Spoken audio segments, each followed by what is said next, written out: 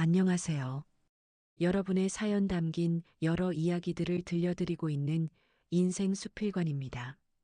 오늘 들려드릴 이야기는 여동생의 재혼을 축하하기 위해 참석한 상견례 자리에서 예비 사돈딸의 얼굴을 보는 순간 제 남편의 표정이 무너지는 것을 목격하며 시작된 이야기입니다. 단정하고 교양 있어 보이던 그 여성이 사실은 제 남편의 과거와 깊게 얽혀 있는 인물이라는 의심이 들기 시작했고, 그날의 평범했던 가족 모임은 점차 숨겨진 진실을 향해 조용히 방향을 바꾸기 시작했습니다. 저는 그 자리에서 감정을 드러내지 않고 상황을 지켜보기로 했고, 그 선택이 결국 우리 가족의 구조와 신뢰를 완전히 바꾸는 출발점이 되었습니다. 오늘의 이야기, 숨막히는 이야기를 끝까지 들어보세요. 구독과 좋아요, 알림 설정은 영상 제작에 큰 힘이 됩니다. 자, 그럼 오늘의 사연 함께 들어보시죠. 저는 서울에서 살고 있는 62세 한서연이라고 합니다. 이 이야기는 지인의 권유로 정리해 들려드리는 저의 실제 경험담입니다. 여러분은 상견례 자리에서 사돈이 될 집안의 딸이 자신의 남편과 과거에 얽혀 있었을지도 모른다는 느낌을 받게 된다면 어떻게 하시겠습니까? 저는 평생을 큰 소란 없이 체면과 원칙을 지키며 살아온 사람입니다. 남편 강태준과 결혼한 지도 30년이 훌쩍 넘었고 자식들은 모두 분가해 각자의 삶을 살아가고 있습니다. 겉으로 보기에는 안정된 가정이었고 주변에서도 늘 모범적인 부부라는 말을 듣고 지냈습니다. 남편은 은퇴 후에도 사회적 체면을 중시하며 단정한 생활을 이어가는 사람이었습니다. 저 역시 젊은 시절에는 직장 생활을 하다가 이후에는 가정과 재산 관리를 중심으로 조용한 일상을 유지해 왔습니다. 나이가 들수록 사람과 관계를 신중하게 보는 것이 얼마나 중요한지 몸으로 배워온 시간이기도 했습니다. 최근 제 삶에서 가장 큰 변화는 여동생 미라의 재혼 이야기였습니다. 미라는 오래전 배우자를 먼저 떠나보낸 뒤 혼자 지내온 시간이 길었고 뒤늦게 새로운 인연을 만나 결혼을 결심하게 되었습니다. 저는 언니로서 그 소식을 듣고 누구보다 안도했습니다. 언니, 이번 분은 정말 성실한 사람이야. 미라는 조심스럽게 그렇게 말했었습니다. 그 말에는 설렘과 동시에 불안이 섞여 있었습니다. 나이가 들어 다시 시작하는 인연이기에 더 신중할 수밖에 없다는 것을 저도 잘 알고 있었죠. 상대 집안은 안정적인 직업을 가진 가족이라고 소개받았고 특히 예비 사돈의 딸이 단정하고 예의 바른 성격이라는 설명을 여러 번 들었습니다. 저는 그 말을 듣고 상견례 자리만 잘 지나가면 동생의 인생이 한결 안정될 것이라 생각했습니다. 상견례 날짜가 정해지자 저는 의례적인 준비를 차분히 시작했습니다. 옷차림을 단정하게 준비하고 어떤 말투와 태도가 적절할지 머릿속으로 여러 번 정리했습니다. 이 나이가 되면 상견례는 단순한 만남이 아니라 집안의 품격이 드러나는 자리라는 것을 잘 알기 때문입니다. 상견례 당일 아침, 저는 평소보다 일찍 일어났습니다. 차를 한 잔 마시며 마음을 가라앉히고 옷을 다시 한번 점검했습니다. 남편 역시 그날은 유난히 준비 시간이 길었습니다. 오늘 중요한 자리니까 실수하면 안 되겠지. 남편은 그렇게 말하며 넥타이를 몇 번이나 고쳐 맸습니다. 평소보다 신경 쓰는 모습이었지만 저는 그저 상견례라 긴장한 것이라 생각했습니다. 오랜 부부 생활 속에서 특별히 의심할 만한 이유는 없다고 여겼기 때문입니다. 우리는 약속 시간보다 조금 일찍 식당에 도착했습니다. 강남의 전통 한정식집이었고 조용하고 격식 있는 분위기가 느껴지는 곳이었습니다. 창가에는 겨울 햇살이 잔잔하게 들어오고 있었고 직원들도 차분한 태도로 손님을 안내하고 있었습니다. 이미 사돈 측 가족은 먼저 도착해 자리에 앉아 있었습니다. 사돈 어르신은 정중하게 자리에서 일어나 인사를 건넸고 저는 자연스럽게 고개를 숙여 예의를 갖췄습니다. 그때 저는 사돈 어르신 옆에 앉아 있는 한 젊은 여성을 처음 보게 되었습니다. 단정한 정장 차림의 얌전한 자세, 그리고 조용한 미소까지 겉으로 보기에는 매우 반듯한 인상이었습니다. 처음에는 그저 예의 바른 예비 신부라고 생각했습니다. 저희 딸 윤지아입니다.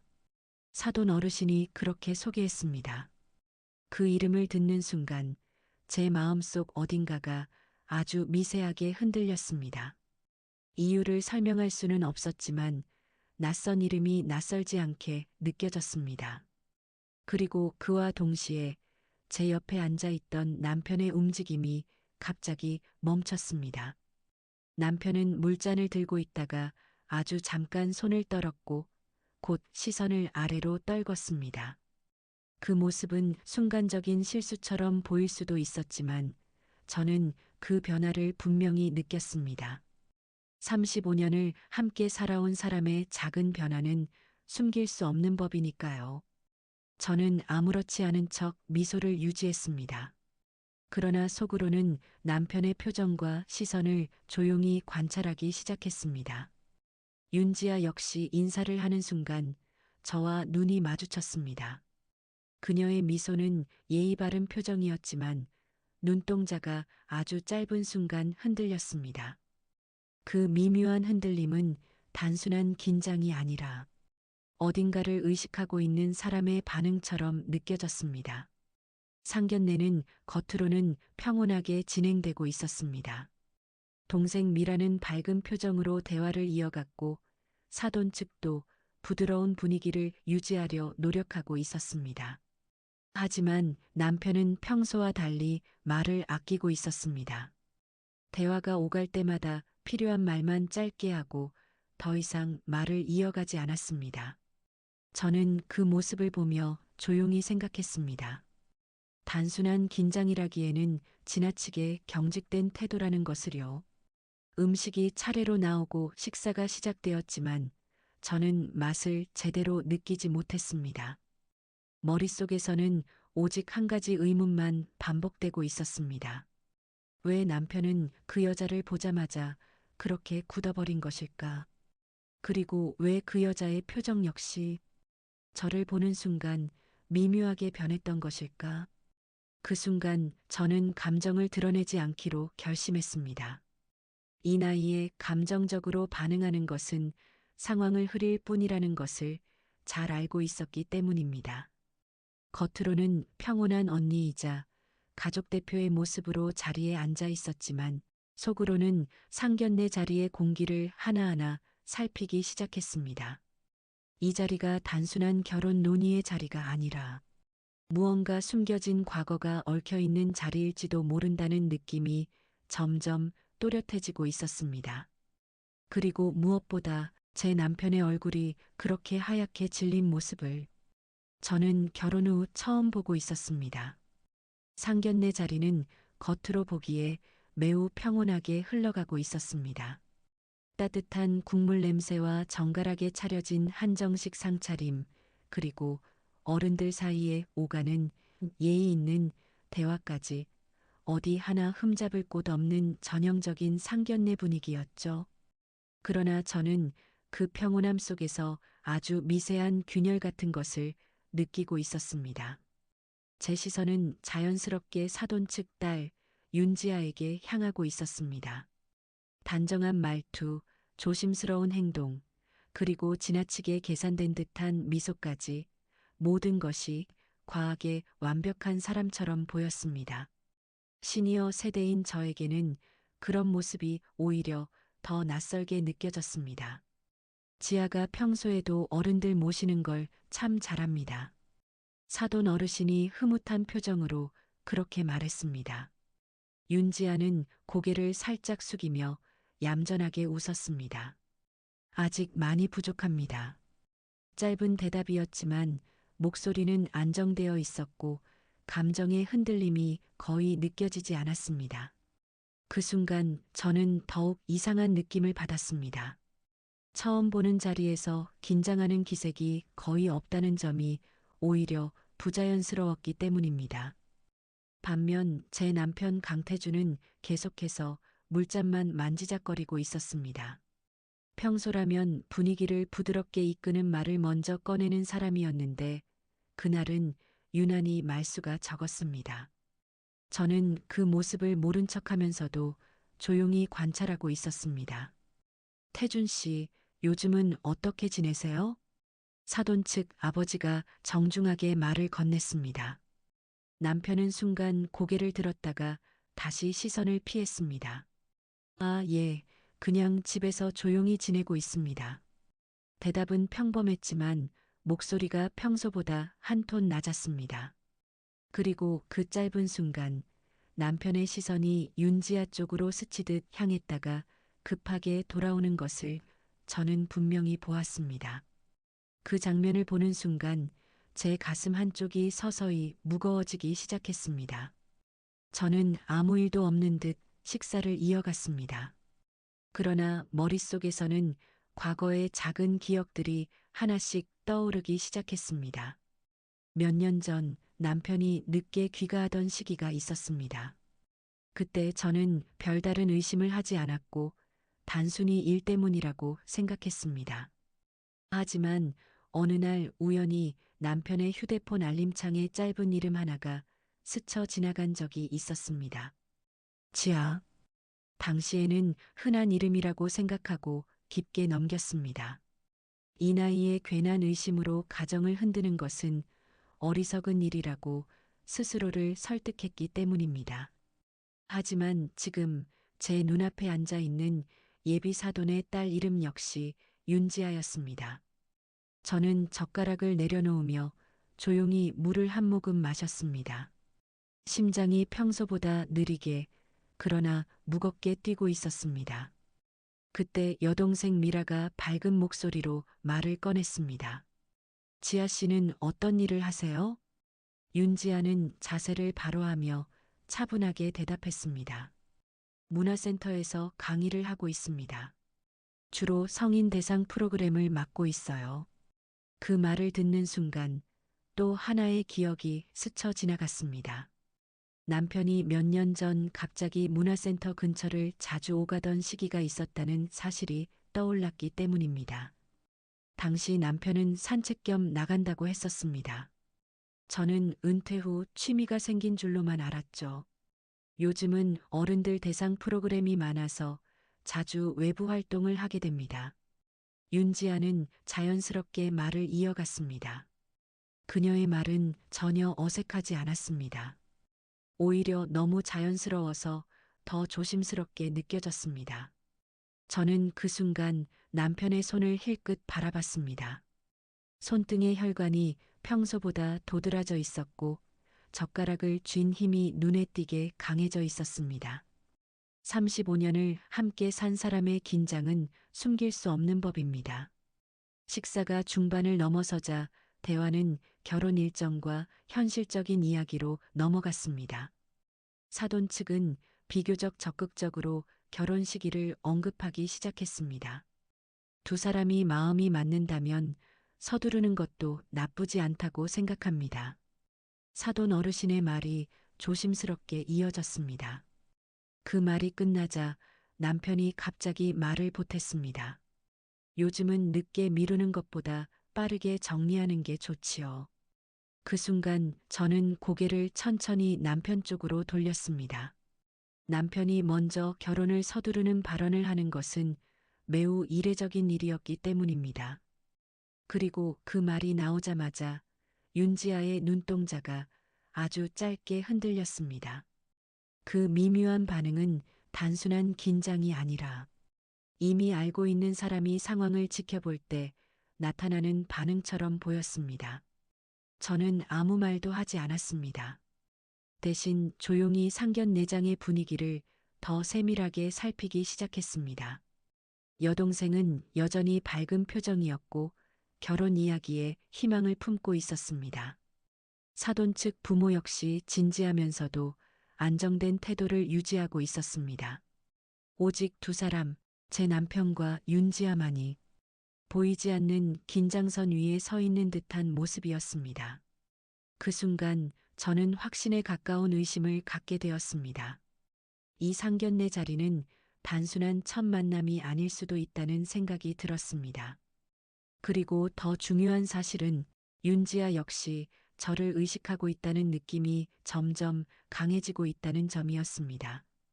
식사가 끝나갈 무렵 저는 일부러 천천히 냅킨을 정리하며 자리를 정돈했습니다. 겉으로는 여유 있는 가족 대표의 모습이었지만 속에서는 아주 냉정하게 상황을 분석하고 있었습니다. 만약 제 직감이 틀렸다면 그저 지나가는 일일 것입니다. 하지만 직감이 맞다면 이 결혼은 단순한 혼사가 아니라 우리 가족 전체에 영향을 줄 수 있는 문제로 번질 가능성이 있었습니다. 저는 감정을 억누른 채 조용히 결심했습니다. 지금 당장은 아무것도 드러내지 않겠습니다. 그러나 반드시 확인해야 할 것이 생겼다는 사실만큼은 분명해졌습니다. 그리고 그 확인의 시작은 제 남편의 숨겨진 과거를 다시 들여다보는 일에서 시작될 것이라는 것을 저는 그 상견례 자리에서 처음으로 깨닫고 있었습니다. 상견례 자리는 겉으로는 여전히 차분하게 유지되고 있었지만 제 마음속 분위기는 완전히 달라져 있었습니다. 저는 더 이상 이 자리를 단순한 가족 모임으로 보지 않고 있었습니다. 오히려 조용한 검증의 자리로 바뀌고 있다는 느낌이 점점 분명해지고 있었죠. 음식이 거의 마무리될 즈음 직원이 후식을 내오며 분위기는 한층 부드러워지는 듯 했습니다. 여동생 미라는 안도한 표정으로 사돈 측과 결혼 이후의 생활 이야기를 나누고 있었습니다. 그 모습은 참 오랜만에 보는 밝은 얼굴이었고 언니로서 마음 한편이 아프게 느껴졌습니다. 이 아이는 아무것도 모르고 있구나. 그 생각이 머릿속을 떠나지 않았습니다. 저는 조용히 찻잔을 들어 한 모금 마셨습니다.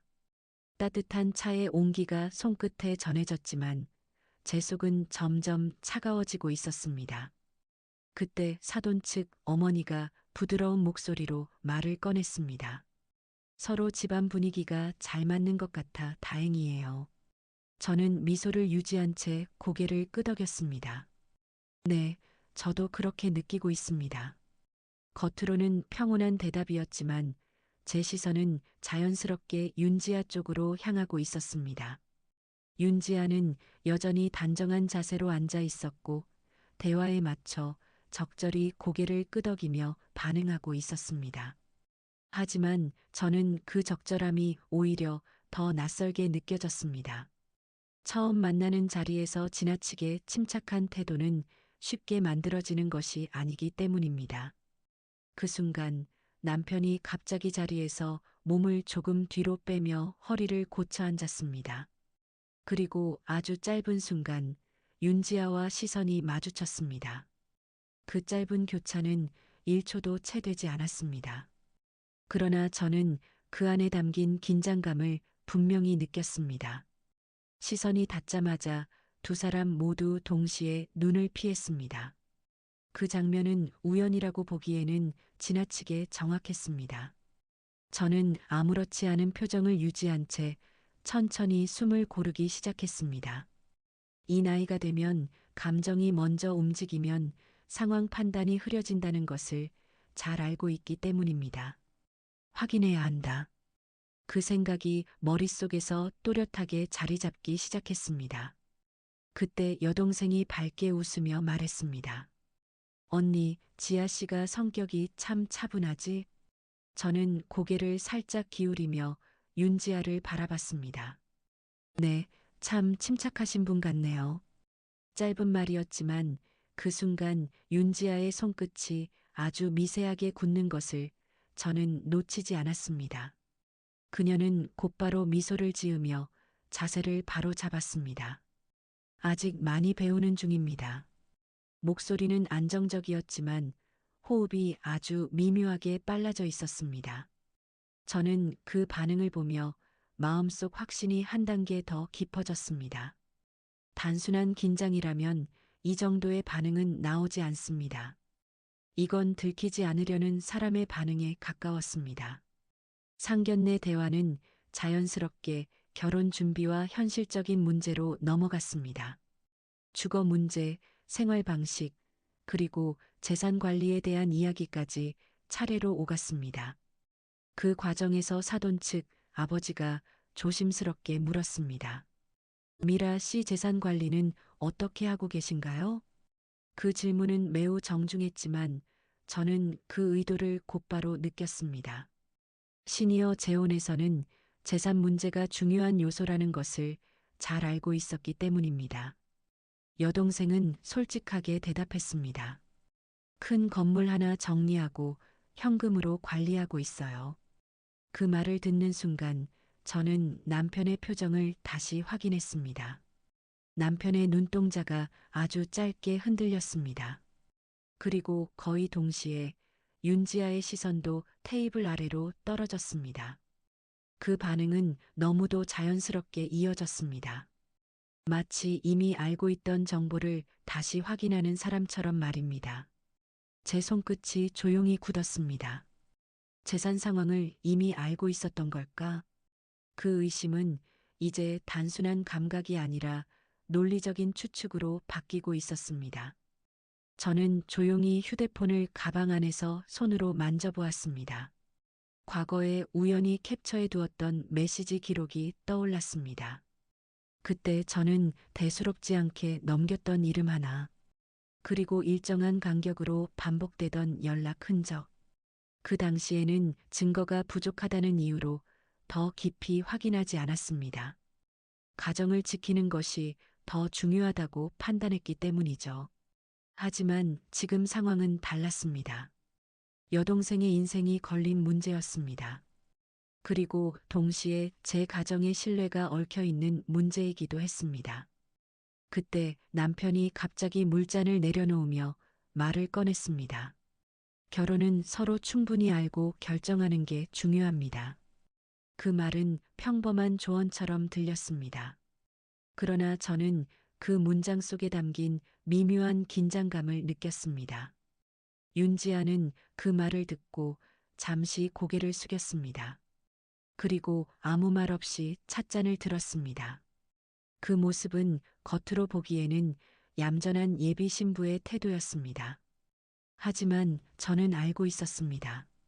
지금 이 자리에는 겉으로 드러난 관계와 숨겨진 과거의 관계가 동시에 존재하고 있다는 사실을요. 상견례가 마무리될 무렵 저는 마음속으로 하나의 결정을 내렸습니다. 지금 이 자리에서 감정을 터뜨리는 것은 가장 어리석은 선택입니다. 확인되지 않은 의심으로 동생의 혼사를 망칠 수는 없기 때문입니다. 대신 저는 더 조용하고 냉정한 방식으로 움직이기로 했습니다.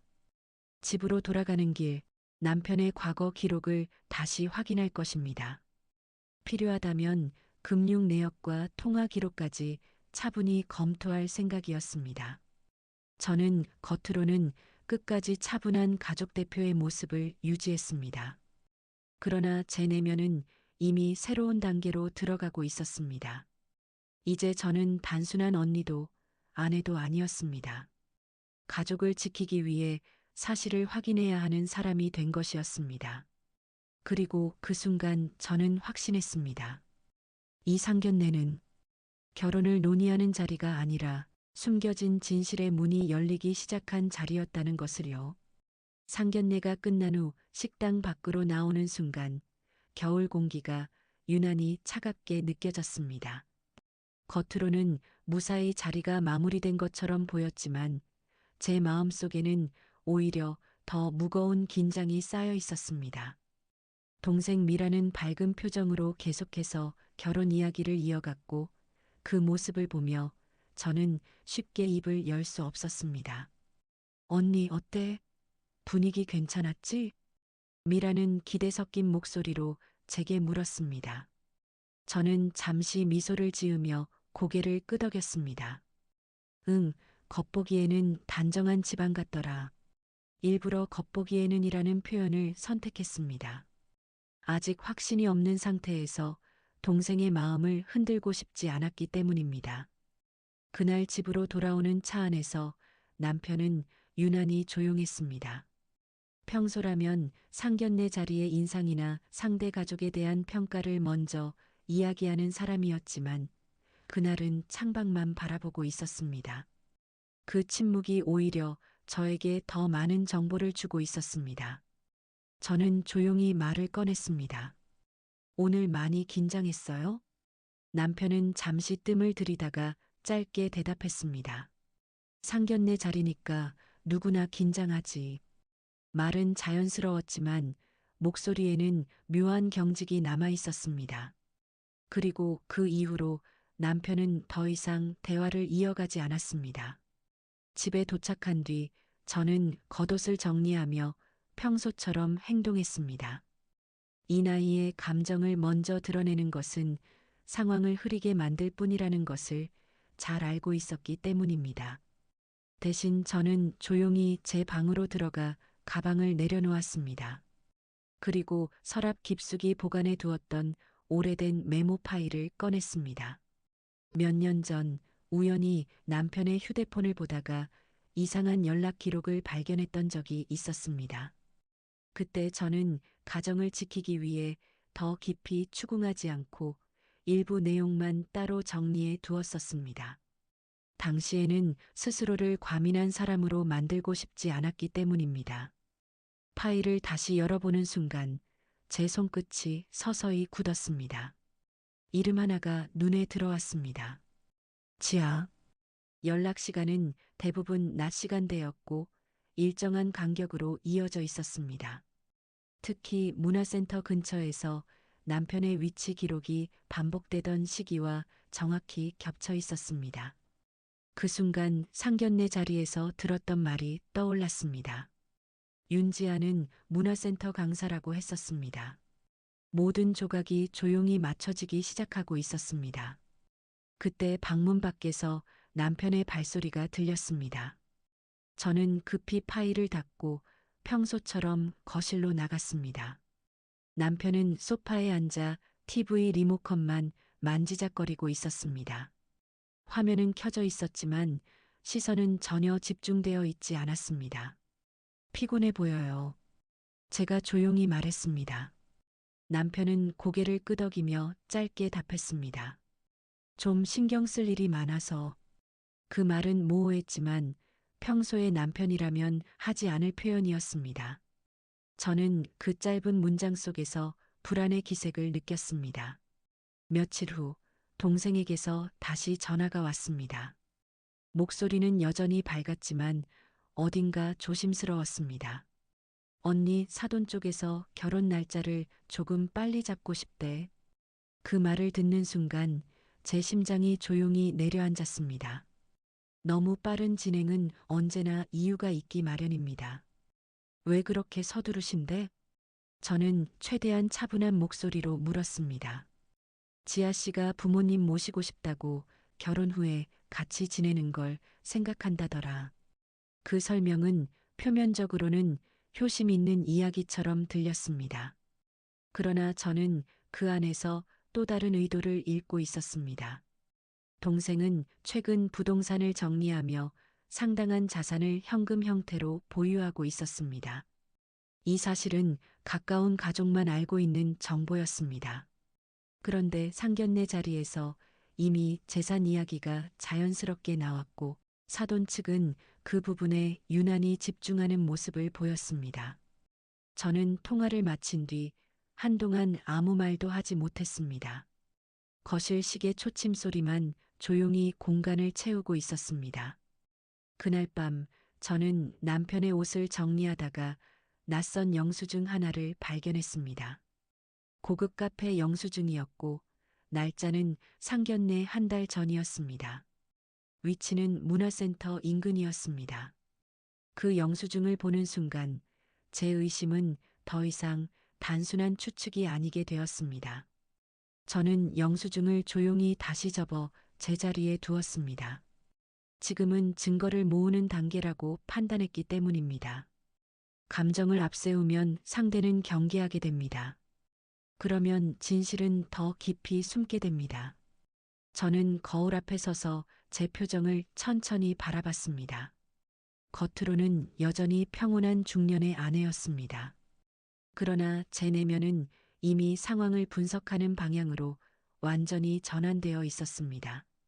이 결혼이 단순한 인연이라면 저는 기꺼이 축복할 것입니다. 하지만 만약 과거의 관계와 재산 문제가 얽혀 있다면 이야기는 전혀 달라집니다. 특히 남편의 비정상적인 침묵과 윤지아의 과도한 침착함, 그리고 결혼을 서두르는 사돈 측의 태도까지 이 모든 흐름은 하나의 방향을 가리키고 있었습니다. 저는 조용히 결심했습니다. 이제 감정이 아니라 사실로 확인해야 할 단계라는 것을요. 그리고 그 사실을 확인하는 순간 우리 가족의 평온했던 일상은 더 이상 이전과 같은 모습으로 돌아갈 수 없게 될 것이라는 것도 이미 예감하고 있었습니다. 상견례 이후 며칠 동안 저는 겉으로는 아무 일도 없는 사람처럼 평소의 일상을 유지했습니다. 아침에 일어나 집안을 정리하고 남편과 같은 식탁에 앉아 식사를 하고 동생의 전화를 받아 결혼 준비 이야기를 들어주었습니다. 그러나 제 내면은 이미 완전히 달라져 있었습니다. 저는 감정이 아닌 기록과 사실로 상황을 확인하기로 마음먹은 상태였습니다. 이 나이에 추측으로 가족을 흔드는 것은 가장 어리석은 일이라는 것을 잘 알고 있었기 때문입니다. 남편은 상견례 이후 눈에 띄게 조용해졌습니다. 평소에는 뉴스 이야기를 먼저 꺼내거나 집안일에 대한 의견을 내던 사람이었는데 그날 이후로는 필요한 말만 짧게 하고 대화를 피하는 모습이 많아졌습니다. 요즘 왜 이렇게 말이 없어요? 제가 조심스럽게 묻자 남편은 시선을 피하며 말했습니다. 별일 없어. 그냥 피곤해서 그래. 그 대답은 지나치게 짧았고 설명이 없었습니다. 오히려 그 무심한 태도가 저에게 더 큰 위기감을 안겨주고 있었습니다.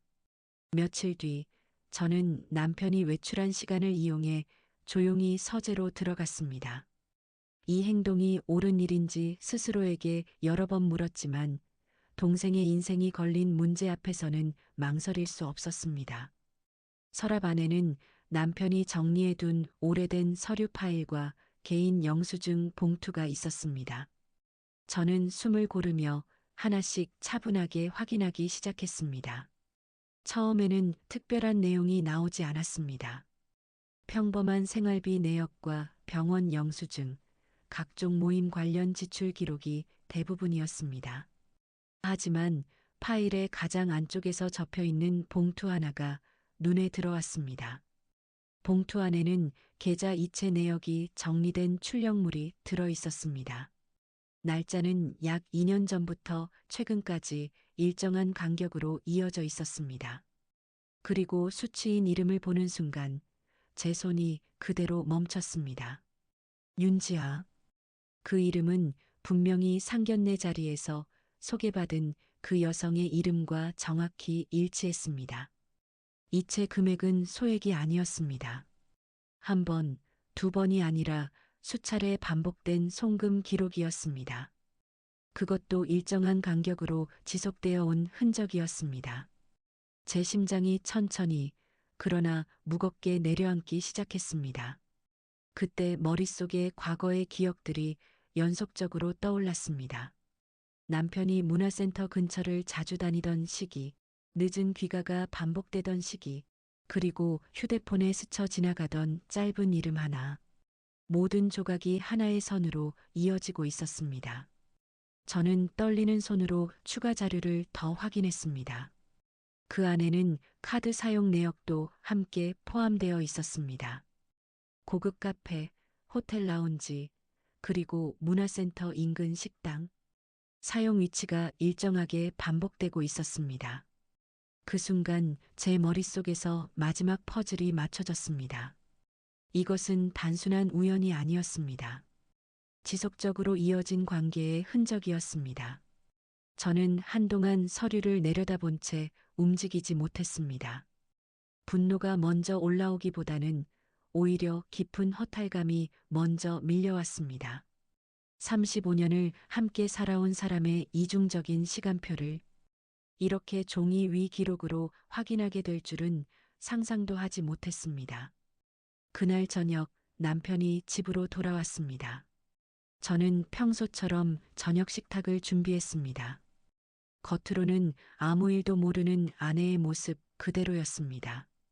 식사가 시작된 뒤 저는 아주 조용한 목소리로 말을 꺼냈습니다. 오늘 외출은 어디 다녀왔어요? 남편은 젓가락을 잠시 멈췄다가 대답했습니다. 그냥 동네 좀 돌다가 왔어. 그 짧은 대답을 듣는 순간 제 가슴이 더 무겁게 내려앉았습니다. 이미 확인한 기록 속에는 그날 사용된 카드 내역이 다른 지역으로 찍혀 있었기 때문입니다. 거짓말이었습니다. 저는 더 이상 그 자리에서 질문을 이어가지 않았습니다. 대신 조용히 식사를 마무리했습니다. 그날 밤 동생에게서 다시 전화가 걸려왔습니다. 목소리는 이전보다 더 들떠 있었습니다. 언니 사돈 쪽에서 결혼 준비를 빨리 진행하자고 해. 그 말을 듣는 순간 제 머릿속이 하얘졌습니다.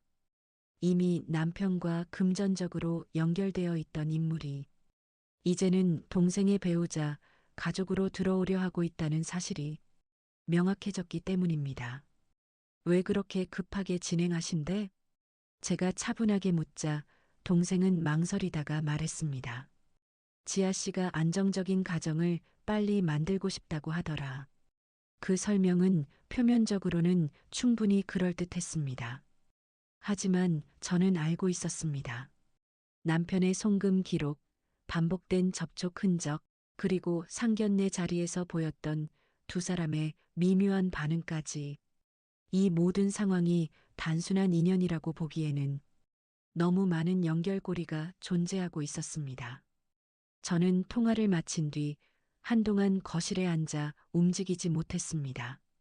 시계 초침 소리만 조용히 공간을 채우고 있었습니다. 이제 상황은 단순한 의심 단계를 넘어섰습니다. 확인된 기록이 존재하는 현실의 문제로 바뀐 것이었습니다.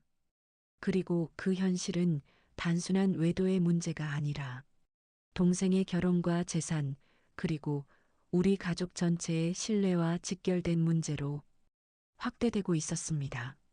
저는 조용히 눈을 감고 깊게 숨을 들이마셨습니다.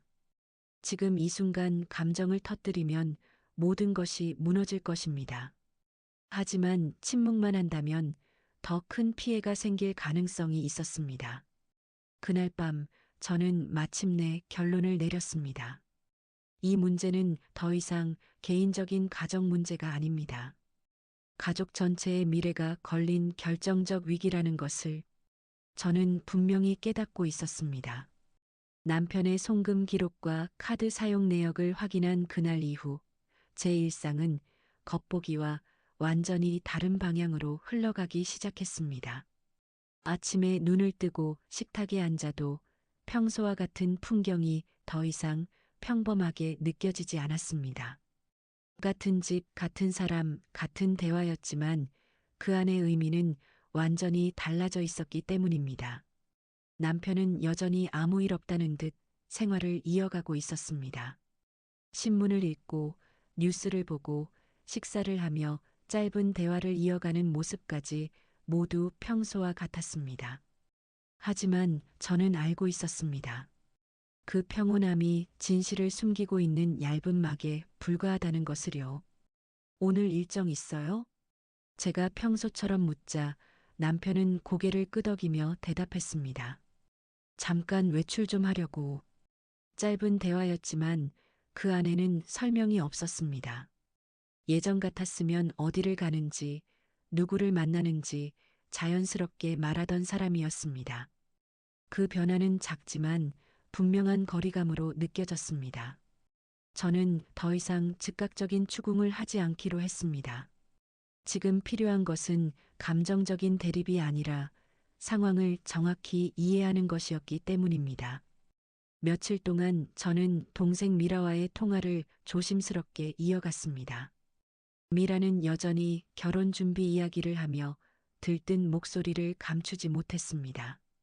그 목소리를 들을 때마다 제 마음은 점점 더 무거워졌습니다. 언니 사돈 쪽에서 집 문제도 같이 상의하자고 하셨어. 그 말을 듣는 순간 저는 잠시 말을 잇지 못했습니다. 집 문제라는 말은 곧 생활 공간, 그리고 재산과 직결되는 문제였습니다. 특히 재혼의 경우 재산 구조가 중요한 요소라는 것을 저 역시 잘 알고 있었습니다. 구체적으로 뭐라고 하셨어? 제가 최대한 차분하게 묻자 미라는 아무 의심 없이 답했습니다. 결혼하면 서로 편하게 지낼 수 있게 가까운 곳에 집을 마련하는 게 좋겠다고 하더라. 그 설명은 표면적으로는 배려처럼 들렸습니다. 그러나 저는 이미 다른 가능성을 떠올리고 있었습니다. 상견례 자리에서 재산 이야기가 자연스럽게 나왔던 점, 결혼을 서두르는 태도, 그리고 남편과 윤지아 사이에 확인된 금전 기록까지 이 모든 흐름이 하나의 방향으로 이어지고 있었습니다. 그날 저녁 저는 혼자 거실에 앉아 오래된 가족 앨범을 펼쳤습니다. 젊은 시절 남편과 함께 찍은 사진들이 차례로 눈에 들어왔습니다. 아이들 돌잔치, 가족여행, 부모님 생신까지 그 시간을 함께 살아온 기억들이 한 장씩 넘겨질 때마다 가슴 깊은 곳에서 묘한 허탈감이 올라왔습니다. 언제부터였을까? 그 질문이 머릿속을 떠나지 않았습니다. 남편이 늦게 귀가하던 시기, 이유 없이 외출이 잦아지던 시기, 그리고 감정 표현이 점점 줄어들던 시간들. 당시에는 세월의 변화라고 생각했습니다. 그러나 지금 돌아보니 그 시기와 기록의 날짜가 정확히 겹쳐지고 있었습니다. 저는 거울 앞에 서서 제 얼굴을 한참 바라봤습니다. 겉으로는 여전히 평온한 중년의 아내였습니다. 하지만 제 눈빛은 이전과 분명히 달라져 있었습니다. 분노보다는 냉정함이 먼저 자리 잡고 있었습니다. 그날 밤 남편이 먼저 말을 꺼냈습니다. 요즘 왜 이렇게 조용해? 저는 잠시 숨을 고른 뒤 담담하게 대답했습니다. 생각할 일이 좀 있어서요. 남편은 더 이상 묻지 않았습니다. 오히려 그 침묵이 저에게 더 큰 확신을 주었습니다. 무언가를 숨기는 사람의 전형적인 반응이었기 때문입니다. 며칠 뒤 저는 동생의 집에 잠시 들르게 되었습니다. 거실에는 결혼 관련 서류와 일정표가 정리되어 있었습니다. 미라는 설레는 표정으로 하나하나 설명하기 시작했습니다. 그 모습을 보는 순간 제 마음이 크게 흔들렸습니다. 진실을 말해야 하는 언니와 행복을 기대하는 동생 사이에서 저는 깊은 갈등에 놓여 있었기 때문입니다. 언니, 이번에는 정말 잘 살아보고 싶어. 미라의 그 한마디가 제 마음을 더 무겁게 만들었습니다. 저는 그 자리에서 아무 말도 하지 못했습니다. 확인된 사실을 섣불리 꺼내는 순간, 동생의 삶이 한순간에 무너질 수도 있다는 것을 알았기 때문입니다. 집으로 돌아오는 길, 저는 차 안에서 한동안 눈을 감고 있었습니다. 이제 상황은 단순한 의심이나 개인적인 상처의 문제가 아니었습니다. 가족 전체의 미래와 연결된 현실적인 문제로 변해 있었습니다. 그리고 그 중심에는 남편과 윤지아 사이에 숨겨진 관계, 그리고 재산과 결혼이 동시에 얽혀 있는 구조가 존재하고 있었습니다. 저는 그날 밤 조용히 서류를 다시 정리하며 하나의 결심을 굳혔습니다. 감정적으로 따지는 방식으로는 아무것도 해결되지 않습니다. 진실을 마주하고 정확한 순간에 정확한 자리에서 드러내야 합니다. 상견례 자리에서 시작된 이 일은 다시 같은 공식적인 자리에서 끝나야 한다는 생각이 들었습니다. 저는 서류 봉투를 조용히 정리해 서랍 깊숙이 넣었습니다. 그리고 천천히 불을 끄며 마음속으로 다짐했습니다. 이제 더 이상 흔들리지 않겠습니다. 아내로서의 감정이 아니라 가족을 지켜야 하는 사람으로서 마지막 선택을 준비해야 할 시간이라는 것을 저는 분명히 깨닫고 있었습니다. 저는 결국 다시 한번 상견례 형식의 자리를 마련하기로 결심했습니다. 겉으로는 결혼 일정과 세부 조건을 논의하는 자리였지만 제 안에서는 전혀 다른 목적이 분명히 자리 잡고 있었습니다. 이제 더 이상 혼자서만 사실을 확인하는 단계가 아니라 모든 당사자가 있는 자리에서 진실을 마주해야 할 시점이라고 판단했기 때문입니다. 동생 미라에게는 최대한 평온한 목소리로 말했습니다. 결혼은 중요한 일이니까 한 번 더 양가가 차분하게 이야기 나누는 게 좋겠다. 미라는 오히려 안심한 듯 고개를 끄덕였습니다. 맞아. 언니가 함께 있어주면 더 든든해. 그 말을 듣는 순간 제 마음이 더욱 단단해졌습니다. 이 자리는 단순한 확인이 아니라 동생의 인생을 지키기 위한 자리라는 확신이 들었기 때문입니다. 며칠 뒤 우리는 다시 같은 한정식 집에 모이게 되었습니다. 처음 상견례를 했던 그 공간은 여전히 조용하고 단정했지만 제 눈에는 전혀 다른 장소처럼 느껴졌습니다. 평온했던 첫 만남과 달리 이번 자리는 보이지 않는 긴장으로 가득 차 있었습니다. 사돈 측 부모는 예의 바른 표정을 유지하고 있었고 윤지아 역시 처음과 같은 단정한 모습으로 자리에 앉아 있었습니다. 남편 강태주는 자리에 앉는 순간부터 눈에 띄게 굳은 표정을 하고 있었습니다. 저는 서류가 담긴 가방을 무릎 위에 조용히 올려두었습니다. 손끝이 차가웠지만 마음만큼은 오히려 차분해지고 있었습니다. 식사가 시작되고 한동안은 평범한 대화가 이어졌습니다. 결혼 일정, 생활 방식, 그리고 양가의 왕래에 대한 이야기까지 형식적인 대화가 오갔습니다. 그러나 저는 더 이상 시간을 끌 생각이 없었습니다. 적당한 순간이 왔다고 판단했을 때 저는 조용히 입을 열었습니다. 결혼 이야기 전에 한 가지 확인하고 싶은 부분이 있습니다. 순간 테이블 위 공기가 미묘하게 멈춘 느낌이 들었습니다. 사돈 어르신이 조심스럽게 저를 바라봤습니다. 어떤 부분을 말씀하시는 걸까요? 저는 가방에서 서류 봉투를 꺼내 테이블 위에 천천히 올려놓았습니다. 봉투가 테이블에 닿는 소리가 유난히 크게 들렸습니다. 남편의 시선이 그 봉투에 고정되는 것을 저는 분명히 보았습니다. 이 서류는 최근 몇 년간의 금융 기록과 일정 정리 자료입니다. 제 목소리는 스스로 놀랄 만큼 차분했습니다. 감정이 아니라 사실로 이야기해야 한다는 생각만 머릿속에 남아 있었기 때문입니다. 남편이 갑자기 말을 꺼냈습니다. 지금 이런 얘기를 왜? 저는 남편의 말을 끝까지 듣지 않고 조용히 서류를 펼쳤습니다. 첫 장에는 계좌 이체 내역이 정리되어 있었습니다. 그리고 수취인 이름이 선명하게 적혀 있었습니다. 윤지아. 그 이름이 드러나는 순간 테이블 위 분위기가 완전히 얼어붙었습니다. 사돈 측 어머니가 놀란 표정으로 서류를 바라봤습니다. 이게 무슨 의미죠? 저는 한 장씩 넘기며 설명을 이어갔습니다. 2년 이상 지속된 송금 기록입니다. 일정한 간격으로 반복되었습니다. 남편의 얼굴이 눈에 띄게 창백해졌습니다. 윤지아는 찻잔을 들고 있던 손을 그대로 멈춘 채 시선을 떨구고 있었습니다. 저는 다음 자료를 조용히 꺼냈습니다. 카드 사용 내역과 위치 기록이 정리된 문서였습니다. 문화센터 인근 호텔 라운지, 동일한 시간대 반복 사용 기록입니다. 그 말을 하는 동안 제 심장은 매우 천천히 뛰고 있었습니다. 분노보다는 오랜 시간 쌓인 확신이 더 크게 자리 잡고 있었기 때문입니다. 동생 미라가 떨리는 목소리로 물었습니다. 언니, 이게 무슨 말이야? 저는 잠시 동생을 바라본 뒤 조용히 대답했습니다. 결혼 전에 반드시 알아야 할 사실이라는 뜻이야.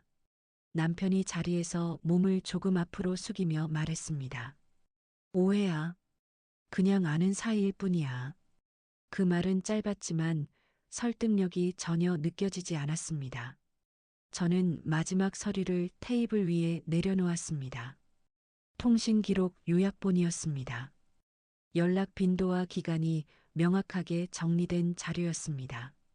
그 순간 윤지아의 어깨가 눈에 띄게 굳었습니다. 사돈 측 아버지가 무거운 목소리로 말했습니다. 지아야, 이게 사실이냐? 윤지아는 한동안 아무 말도 하지 못했습니다. 그 침묵 자체가 이미 많은 것을 말해주고 있었습니다. 저는 더 이상 목소리를 높이지 않았습니다. 대신 아주 조용한 톤으로 마지막 말을 꺼냈습니다. 상견례 자리에서 처음 얼굴을 본 순간 두 분의 표정이 모든 것을 말해주고 있었습니다. 남편은 끝내 시선을 들지 못했습니다. 동생의 얼굴은 점점 하얗게 질려가고 있었습니다. 그 순간 저는 분명히 느꼈습니다. 이 자리는 더 이상 결혼 논의의 자리가 아니었습니다. 숨겨진 관계와 진실이 공식적인 가족의 자리에서 완전히 드러난 순간이었습니다. 그리고 그 진실 앞에서 수십 년 동안 유지되어 온 제 결혼 생활과 동생의 새로운 인생 계획이 동시에 흔들리고 있다는 것을 저는 조용히 받아들이고 있었습니다. 두 번째 상견례 자리에서 모든 기록이 공개된 이후 식당 안의 공기는 완전히 달라져 있었습니다. 처음 만났을 때의 단정하고 평온한 분위기는 사라지고 무거운 침묵만이 테이블 위에 남아 있었습니다. 저는 감정을 드러내지 않은 채 끝까지 자리에 앉아 있었지만 제 내면에서는 오랜 시간 유지의 온 관계가 조용히 무너지고 있다는 사실을 분명히 느끼고 있었습니다. 동생 미라는 한동안 말을 잇지 못했습니다. 손에 들고 있던 찻잔이 미세하게 흔들리고 있었고 눈동자는 계속 서류와 윤지아를 번갈아 바라보고 있었습니다. 언니, 이게 전부 사실이야? 그 질문은 떨림이 섞인 목소리였습니다. 저는 잠시 숨을 고른 뒤 조용히 고개를 끄덕였습니다. 확인된 기록이야. 추측이 아니라. 그 말이 끝나자 동생의 표정이 천천히 굳어졌습니다. 기대와 설렘으로 가득하던 얼굴이 순식간에 현실을 받아들이는 표정으로 바뀌는 순간이었습니다. 사돈 측 부모 역시 큰 충격을 받은 모습이었습니다. 사돈 어머니는 떨리는 손으로 서류를 넘기며 낮은 목소리로 말했습니다. 지아야, 왜 아무 말이 없니? 윤지아는 끝내 고개를 들지 못했습니다. 침묵은 길어졌고 그 침묵 자체가 이미 답이 되고 있었습니다. 남편 강태준 역시 처음부터 끝까지 말을 제대로 잇지 못했습니다. 평소에는 어떤 상황에서도 체면을 지키려던 사람이었지만 그날만큼은 시선을 바닥에 떨군 채 굳어 있었습니다. 저는 더 이상 목소리를 높이지 않았습니다. 감정을 터뜨리는 순간 이 자리는 단순한 싸움의 자리로 변할 것이 분명했기 때문입니다. 대신 저는 마지막으로 차분하게 말했습니다. 이 결혼은 지금 상태로 진행되면 안 된다고 생각합니다. 그 한 문장은 짧았지만 그 자리의 흐름을 완전히 바꿔놓았습니다. 동생은 한참 동안 아무 말도 하지 않다가 조용히 입을 열었습니다. 저 결혼 다시 생각할게. 그 말은 울음도 분노도 섞이지 않은 매우 담담한 목소리였습니다. 오히려 그 담담함이 더 깊은 상처를 느끼게 했습니다. 사돈 측 아버지는 자리에서 일어나 깊이 고개를 숙였습니다. 이런 상황을 미리 알지 못한 점 진심으로 사과드립니다. 그 사과는 형식적인 말이 아니라 진심이 담긴 무거운 인사였습니다. 그러나 이미 드러난 사실은 되돌릴 수 없는 것이었습니다. 그날 이후 결혼 이야기는 즉시 중단되었습니다.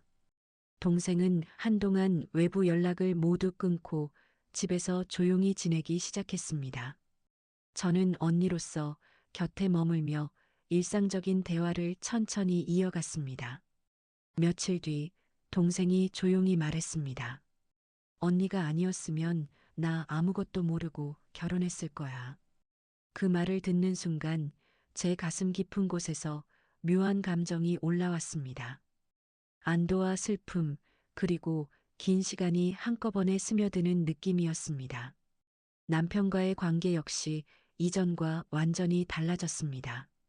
같은 공간에 있어도 서로 긴 대화를 나누지 않게 되었고 생활의 거리감이 분명하게 생겼습니다. 어느 날 밤 남편이 조심스럽게 말을 꺼냈습니다. 미안하다, 일이 이렇게까지 될 줄은 몰랐다. 저는 잠시 침묵하다가 담담하게 대답했습니다. 결과가 아니라 그 과정이 더 큰 문제였어요. 그 이후로 저는 감정적인 언쟁을 선택하지 않았습니다. 대신 재산 관리 구조와 생활 전반을 차분하게 정리하기 시작했습니다. 공동 계좌, 자산 흐름, 생활비 구조까지 하나씩 명확하게 분리해 나갔습니다. 이 결정은 분노가 아니라 현실적인 선택이었습니다. 시니어의 삶에서는 감정보다 안정과 질서가 더 중요하기 때문입니다. 시간이 조금 흐르자 동생의 표정도 서서히 안정되기 시작했습니다. 결혼이라는 계획은 사라졌지만 대신 자신의 삶을 다시 정리하려는 의지가 생기고 있었습니다. 우리는 함께 오래된 시장을 걸으며 평범한 대화를 나누기도 했습니다. 예전처럼 웃지는 못했지만 무너지지 않으려는 단단한 마음이 느껴졌습니다. 저 역시 제 삶을 다시 바라보기 시작했습니다. 수십 년 동안 가족의 평온이라는 이름 아래 넘어갔던 수많은 순간들을 차분히 정리하게 되었습니다. 상견례에서 시작된 이 사건은 단순한 외도의 문제가 아니었습니다. 신뢰, 관계, 그리고 가족의 선택이 얼마나 중요한지를 다시 깨닫게 한 계기였습니다. 지금 저는 이전보다 더 조용한 일상을 보내고 있습니다. 그러나 그 일상은 예전처럼 무심한 평온이 아니라 스스로 지켜낸 질서 위에 세워진 삶입니다. 동생은 천천히 자신의 속도로 새로운 삶을 준비하고 있고 저 역시 감정에 휘둘리지 않는 단단한 기준을 갖게 되었습니다. 돌이켜보면 그날의 상견례는 한 번의 만남이 아니라 우리 가족의 방향을 바꾸는 분기점이었습니다. 그리고 저는 이제 분명히 말할 수 있습니다. 진실을 외면하며 유지되는 평온보다 아프더라도 사실 위에 세운 삶이 훨씬 더 오래 흔들리지 않는다는 것을 그날 이후 비로소 깨닫게 되었습니다.